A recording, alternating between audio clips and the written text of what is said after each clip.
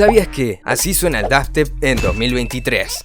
El productor argentino Krugi hace un estilo de dubstep llamado Rhythm, que se caracteriza por ser más minimalista, con bajos y sintes sin tantas modificaciones comparado al brostep que hacía Skrillex, pero que sigue estando igual de bueno. Si no, escuchate uno de sus tracksitos y decímelo vos.